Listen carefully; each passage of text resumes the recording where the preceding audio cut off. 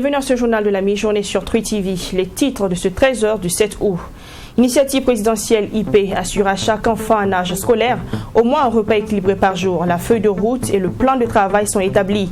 C'était au cours de la première session du comité de coordination et d'orientation dirigé par le Premier ministre Christophe Dabiré. Dans le secteur de l'éducation, le document de base des Assises nationales sur l'éducation a été validé hier également. 72 heures, c'est le temps qu'il a fallu aux acteurs pour établir ce document qui servira de socle pour l'organisation des Assises régionales et nationales de l'éducation. Dans ce journal également, il sera question de la dégradation des infrastructures à Bobo-Dioulasso. La saison des pluies est pénible pour les habitants de Sarfalao. Plus de caniveaux, plus de voies dans le secteur, pire, les maisons risquent de céder. Les populations appellent à l'aide depuis des années. Bonjour à toutes et à tous. Assurer à chaque enfant en âge scolaire au moins un repas équilibré par jour. Initiative du président du Faso lancée depuis le 17 juin dernier. Et ce vendredi 6 août, le chef du gouvernement Christophe Dabiré a présidé la première session du comité de coordination et d'orientation de l'initiative présidentielle IP. À cette rencontre, les membres du dit comité ont fait le bilan de l'avancement de cette initiative. Ils ont aussi validé la feuille de route et le plan de travail soumis à leur appréciation. On fait le point dans ce premier reportage signé Mamitria Nakamabo. C'est ce comité qui est chargé de définir les orientations stratégiques de l'initiative présidentielle, assurer à chaque enfant en âge scolaire au moins un repas équilibré par jour. Il s'est agi au cours de cette rencontre de faire le bilan de l'avancement de cette initiative, valider la feuille de route et élaborer un plan de travail. Cette initiative va fédérer l'ensemble des initiatives qui se trouvent au niveau des différents ministères pour aller vers les cantines scolaires. Faire en sorte que dans chaque localité, on puisse permettre aux cantines scolaires de répondre véritablement à leur rôle, mais également faire en sorte que les familles vulnérables puissent produire plus et pouvoir nourrir l'ensemble des enfants. Selon le ministre en charge de l'agriculture, environ 18 milliards de francs CFA sont mis chaque année à la disposition du ministère de l'Éducation nationale pour ravitailler les cantines scolaires. Cette rencontre a permis aussi de tirer des enseignements par rapport à la mise en place des cantines scolaires. Qu'est-ce qu'on peut améliorer et faire en sorte qu'il y ait un impact dans l'utilisation des fonds annuels qui est doté pour les cantines scolaires. Cette initiative doit permettre à chaque ministère, que ce soit le ministère de l'Agriculture, qui va mettre en place des modèles agricoles, c'est-à-dire 10 modèles dans chaque commune, pour permettre que ce soit le ministère de l'élevage, qui va permettre le développement de l'élevage, et le ministère de l'Environnement, les produits forestiers non liés. Tout ça va contribuer à pouvoir créer des repas équilibrés pour permettre aux enfants de se nourrir. La secrétaire permanente de l'initiative présidentielle s'est félicitée pour sa part des recommandations et orientations données par le chef du gouvernement. L'initiative est multidisciplinaire, elle est pluridimensionnelle, plurisectorielle. Elle a autour d'elle au moins 15 ministères pour sa mise en œuvre. Il faut déjà saluer le lancement de l'initiative et aujourd'hui la tenue du premier COS qui donne à la SP le quitus de pouvoir dérouler sa feuille de route et son PTBA. Cette initiative, selon Salifou Traogo, sera d'abord expérimentée dans 15 provinces du Burkina Faso avant de s'étendre à l'ensemble du territoire national. Le document de base des Assises nationales de l'éducation est validé également par le comité technique national. Les travaux ont pris fin hier et ce, après 3 jours de concertation à Ouagadougou. Le projet de document ici adopté servira de base pour la tenue prochaine des Assises régionales et nationales de l'éducation. On fait le point avec Fatima Tenkima.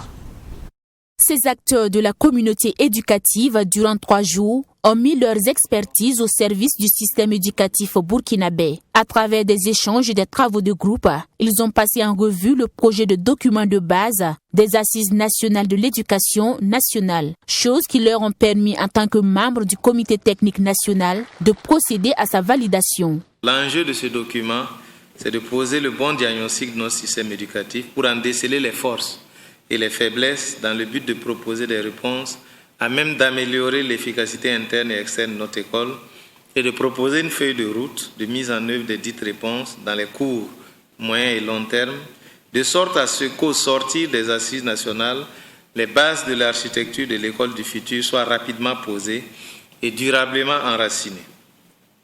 Les conclusions de vos travaux vont permettre d'aller sereinement vers les assises régionales et partant de poser les bases de cette architecture de l'école que nous voulons toutes et tous. Les travaux ont également permis à ces acteurs du système éducatif de faire des recommandations et des amendements. Et c'est un autre comité chargé de l'intégration de ces amendements qui se réunira la semaine prochaine. Selon le ministre en charge de l'Éducation nationale, cet autre comité produira les documents qui serviront de base pour les débats lors des prochaines assises nationales de l'éducation.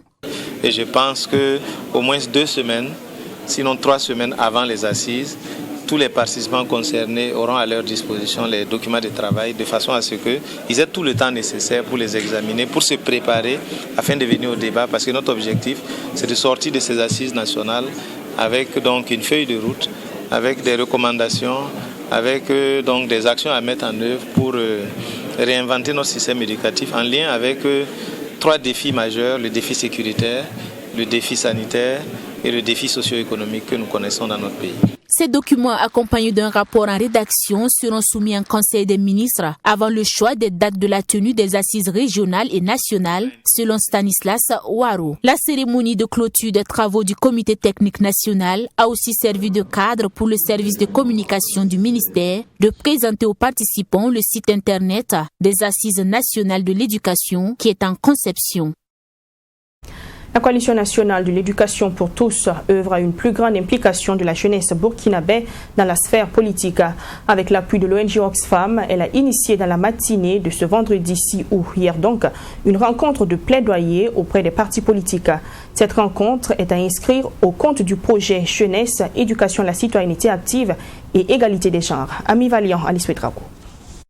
Définir une stratégie de plaidoyer pour une prise en compte du quota jeune sur la liste électorale lors des élections municipales à venir, c'est tout l'enjeu de cette rencontre initiée à l'intention des partis politiques. Un plaidoyer qui s'inscrit dans le cadre de la mise en œuvre du programme YEG de la Coalition nationale de l'éducation pour tous. Aujourd'hui, nous avons demandé, en tout cas à rencontrer les partis politiques du Burkina Faso, majorité, opposition, toute diversité confondue, pour qu'on puisse plaider afin que les jeunes puissent participer activement dans la vie politique en étant inscrits sur les listes électorales au niveau des communes de notre pays. Donc c'est pour plaider avec les partis politiques pour qu'ils mettent en place des mécanismes qui permettent de prendre en compte l'inscription des jeunes dans leurs différentes structures, dans leurs différents partis, afin qu'ils participent aux compétitions politiques.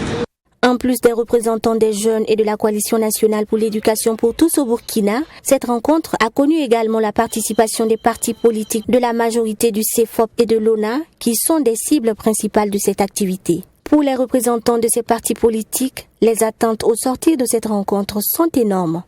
Nous étions très émus de recevoir cette invitation, d'autant plus qu'au niveau de l'opposition, on fait la promotion de la jeunesse et toute initiative qui rentre en compte, qui prend en compte la jeunesse, nous adhérons. Donc nous sommes venus ici pour participer effectivement et transmettre aux différents responsables de nos partis politiques pour que effectivement les jeunes soient non seulement pris en compte et être accompagnés dans les élections municipales à venir, parce que nous souhaitons avoir aussi des jeunes maires qui puissent aussi booster le développement au niveau des différentes collectivités de notre pays. Parce qu'en tant que jeunes, quoi qu'on dise, c'est nous la relève, donc ça nous intéresse énormément de venir participer à cet atelier. Pour les attentes, nous allons rendre compte à ceux de la PMP également, surtout que les jeunes nous sont pris en compte dans le programme du président de Faso actuel. Donc chez nous, c'est une honneur pour nous de venir y participer. Les travaux de cette rencontre qui ont débuté ce 6 août vont s'articuler autour des plénières suivies d'échanges. Une rencontre qui a été possible grâce au soutien de l'ONG Oxfam. On parle une fois de plus de téléconsultation. Expérimentée pour la première fois le mercredi dernier, cette nouvelle technologie de consultation des patients à distance a été testée pour la deuxième fois. Une patiente du centre hospitalier régional de Dori a pu être prise en charge par un médecin du centre hospitalier universitaire de Yalgado Ouedraogo à Ouagadougou. Ce système de consultation à distance est l'œuvre du travail commun entre le ministère en charge de l'économie numérique et celui de la santé. Sanata Kwanda, Nelly Tapsoba. C'est un deuxième test du système de téléconsultation mis en place par le ministère de la Santé et celui en charge de l'économie numérique. Cette fois, c'est un malade du centre hospitalier régional de Dori qui se fait consulter depuis Ouagadougou par un pédiatre du centre hospitalier Yalgado Ouedraogo. Une prise en charge à distance d'une patiente souffrant de douleur suite à la morsure d'un serpent. Cette téléconsultation s'est déroulée sous la supervision du professeur Fla Kouyeta. L'exercice, à mon avis, est assez satisfaisant et ça va permettre à nos jeunes confrères, nos collègues de Dori, de rapidement prendre les mesures pour sauver ce patient. Ce système va permettre naturellement d'améliorer ce que les collègues de Dori avaient déjà initié comme traitement. Et c'est l'intérêt justement de l'exercice pour que ceux qui sont en périphérie, qui sont souvent sans expérience comme nous, puissent avoir notre expérience pour améliorer la prise en charge des patients qu'ils auront. Le but de cette téléconsultation est de réformer l'offre des soins à l'aide d'outils numériques de pointe pour une amélioration de la prise en charge des patients à distance, à en croire le ministre de l'économie numérique et des postes. Elle envisage doter les différents CHR de ces équipements. L'objectif, c'est d'améliorer l'offre de santé et avec des outils conçus et développés par nous-mêmes. Et donc, nous voulons aller pas à pas et les adapter au fur et à mesure. Avant-hier, un premier exercice, aujourd'hui un deuxième, avec de l'amélioration. Et donc, nous allons continuer amélioration pour que très bientôt, nous puissions avoir au moins tous les CHR qui sont équipés d'équipements et aussi donc les médecins spécialistes. Pour la ministre, cette téléconsultation vient à point nommé car ce système permettra une prise en charge rapide des patients et la diminution des risques d'aggravation de leur état de santé. L'avantage, on l'a vu en visitant aujourd'hui les services de pédiatrie des enfants qui sont malades, des enfants qui sont venus de communes. Et ces enfants auraient pu avoir un meilleur état de santé si, dès la consultation dans leur commune, ils avaient bénéficié de l'avis d'un spécialiste. La ministre Adja Fatimata Ouattara et ses collaborateurs disent se donner toutes les chances pour réussir ce processus d'utilisation du numérique dans le domaine de la santé. Les acteurs du programme d'activité pour le Fonds permanent des collectivités territoriales ont dressé le bilan du plan d'action stratégique 2017-2021 à Bobo-Dioulasso. Ce bilan a permis de relever les failles et les forces du document afin de perfectionner le prochain plan d'action stratégique 2021-2026. C'est une rencontre qui entre dans le cadre des activités annuelles du Fonds permanent des collectivités territoriales. On retrouve sur place Joseph Koutko. Cette rencontre se tient dans le cadre du programme d'activité annuel du FPDCT. Il s'agit ici d'une évaluation du plan stratégique 2017-2021. Une évaluation qui servira de socle pour élaborer un nouveau plan stratégique pour la période 2021 à 2026. Il faut le dire, cette évaluation, c'est une évaluation prospective. C'est-à-dire, c'est de pouvoir mesurer le niveau d'atteinte en fait des résultats qui était escompté dans le plan stratégique 2017-2021.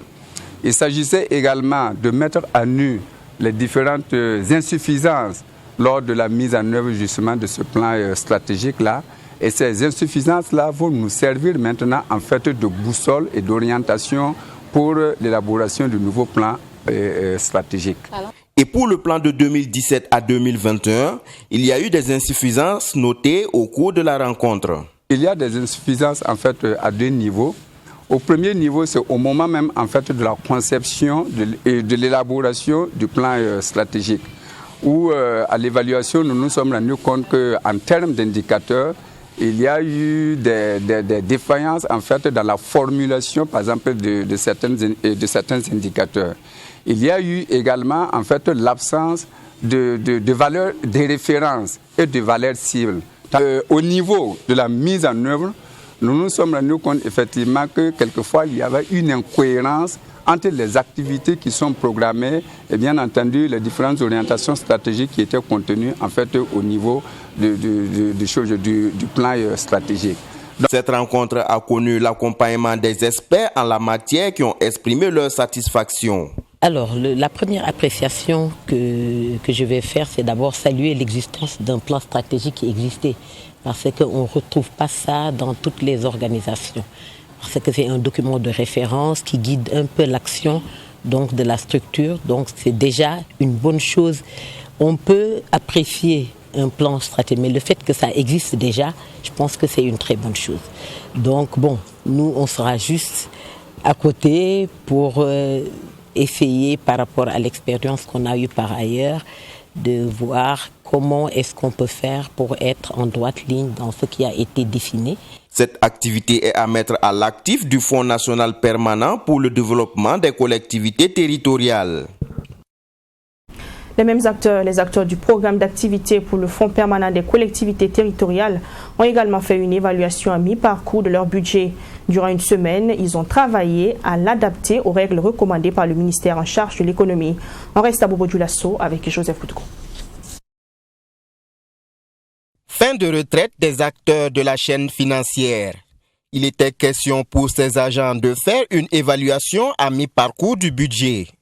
Une activité qui rentre dans le cadre du programme d'activité du Fonds permanent pour le développement des collectivités territoriales. Il s'est agi au cours de cette semaine pour nous de faire l'évaluation à mi-parcours du budget, mais on a profité également revoir un certain nombre de documents. En rappel, en fin d'année, c'est-à-dire qu'en décembre 2020, on avait élaboré notre budget sur la base d'un nouveau référentiel qui a été adopté en 2019.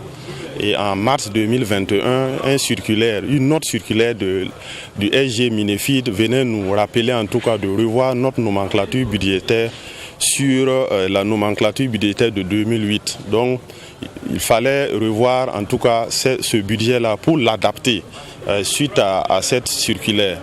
Il y avait des lignes qu'il fallait en tout cas annuler ou revoir. Donc cette activité nous a permis éventuellement à cette occasion de profiter faire ce travail-là pour permettre aux comptables à notre retour de pouvoir éventuellement régulariser un certain nombre d'opérations.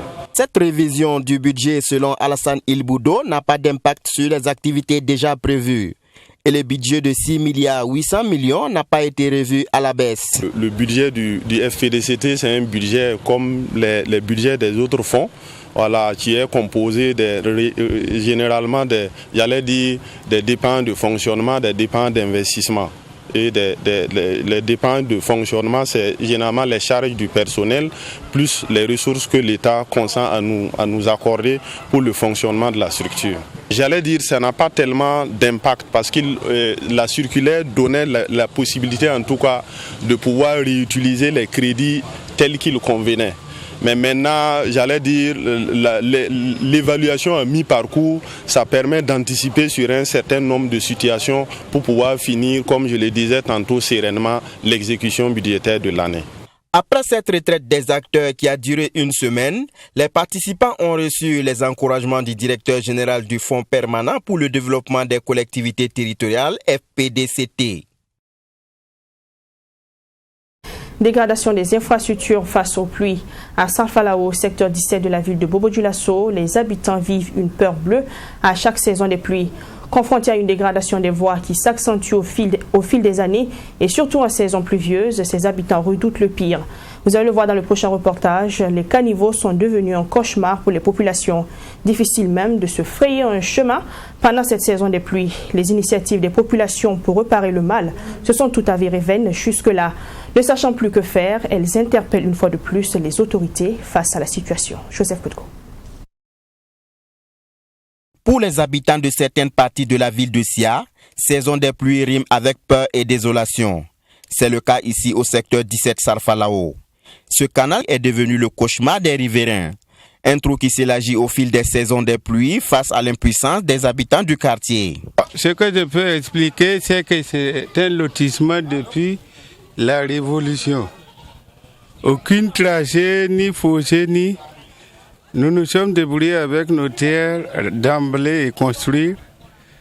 Bon, présentement, nous avons des difficultés de passage. Bon, mais comme l'eau, de temps en temps, ça augmente. Parce que la voie que l'eau passait, tout est barré. Donc, tout eau là, ça passe par là. Vous voyez. Donc, quand il y a la pluie, les gens, pour pouvoir passer ici, c'est pas possible. Dans ma cour là, mes voisins là, des fois quand la pluie tombe, c'est devant ma porte que les gens viennent garer leurs mobylettes en attendant que l'eau diminue pour qu'ils puissent passer. L'année passée, le jeune homme qui est tombé ici, le jeune homme est mort. Et le corps s'est retrouvé, le corps est quitté ici jusqu'à Iba Hotel. Face à ce qu'il qualifie d'inaction des autorités communales, ces riverains se sont mobilisés pour construire ces ponts de fortune. Des efforts qui demeurent insuffisants au regard de l'ampleur de l'érosion. Bon, il y a un entrepreneur qui a été notre voisin. C'est lui qui s'est débrouillé pour faire ces ponts-là, avec des bus, 2 bus, qu'on a fait ici. Bon, il s'est débrouillé avec ça. Tout a été conclu par nos manières de faire pour pouvoir passer. Nuit et jour, s'il y a la pluie seulement, des fois, étant des services là, il faut prendre du temps pour pouvoir rentrer. Ou bien, de la cour, il faut perdre du temps pour être en retard. Présentement, comme je suis en retraite, je dis Dieu merci. Mais néanmoins, il y a toujours des difficultés. Au moins solliciter les autorités locales, à défaut de leurs moyens, qu'ils signalent au central, parce que ça fait partie de tout le Burkina. Convaincus d'être des oubliés des autorités compétentes, certains habitants ont préféré vendre leur terrain et quitter le lieu. La cour là, c'était pour un blanc. Mais à cause de l'eau là, le blanc a vendu sa cour et puis parti. Vous voyez le pont en bois là, c'est le blanc qui a fait ça. C'est le blanc qui a fait le pont en bois là. En ce moment, c'était un peu mieux. Mais présentement, tout est parti. Donc, on a demandé s'ils peuvent nous aider pour pouvoir faire le pont. Bon, il y a un entrepreneur qui a été notre voisin. C'est lui qui s'est débrouillé pour faire ce pont-là, avec des bus, 2 bus, qu'on a fait ici. Bon, il s'est débrouillé avec ça. Ce canal a causé plusieurs pertes en vie humaine à en croire les riverains. En plus du danger qu'il représente, ce trou a été également transformé en poubelle à ciel ouvert, exposant les habitants aux odeurs nauséabondes. Et plus grave encore, les habitants dénoncent une atteinte aux bonnes mœurs. Parce qu'à l'heure, nous, on est entouré vraiment par toutes sortes de mauvais yeux. Les gens viennent faire leur dépotoir ici. Bon, si vous-même vous avez vu ce qui est jeté dans le trou là. Ce sera très difficile que vraiment tu sois à la maison en tant que père de famille. Tes enfants vont venir prendre ces sales trucs là pour gonfler, pour dire que ce sont des ballons gonflables rentrer chez toi. Tu vas leur dire quoi? Tu chasses les enfants en vain. Dans le quartier, il y a trop d'enfants. Donc c'est parce que c'est délaissé. Ils veulent pas faire des vrais carnivores là que nous sommes ménagés dans ça. Les chiens morts et autres, avec des odeurs nous abondantes. Dans ta propre cour, tu ne peux pas t'asseoir. À en croire les habitants, leur plaidoyer pour la construction de ce canal date de plus d'une trentaine d'années. Ils espèrent que leur cri de cœur sera un jour entendu pour que d'éventuelles pertes en vie humaine puissent être évitées. Projet de partenariat, une délégation de Tam Tam Group Press a été reçue hier 6 août 2021 par le chargé d'affaires de l'ambassade de Cuba au Burkina Faso. Les échanges lors de cette rencontre ont porté sur les possibilités de collaboration entre la télévision Trui TV, la radio Watt FM et les médias cubains. Salata Serré. Lors de sa visite dans les locaux de Tam Tam Group Press, une amitié s'est nouée entre l'ambassade de Cuba au Burkina Faso et la télévision Trui TV. Ce vendredi, c'est une délégation de Trui TV qui a été reçue par le chargé d'affaires de l'ambassade. L'objectif étant d'échanger sur les futures collaborations entre les médias Trui TV et Watt FM et des médias cubains. Et je pense que sera une bonne chance pour la formation des spécialistes burkinabés qui fait partie de ces channels pour voyage à Cuba, pour cure d'informations de petite duration, mais aussi sera une bonne chance pour la diffusion de différents domaines qui sont relationnés avec Burkina Faso, comme la santé, la culture, le tourisme. Sera une bonne opportunité pour diffuser notre vérité et notre engagement pour renforcer notre lien d'amitié et de solidarité. Le directeur général de Tam Tam Group Press s'est réjoui pour ce futur partenariat qu'il espère fructueux pour les deux parties.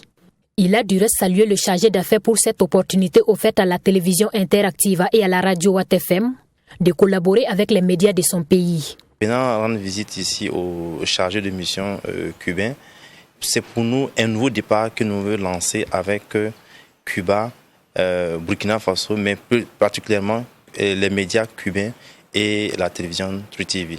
Et donc c'est un futur partenariat que nous allons bientôt tisser.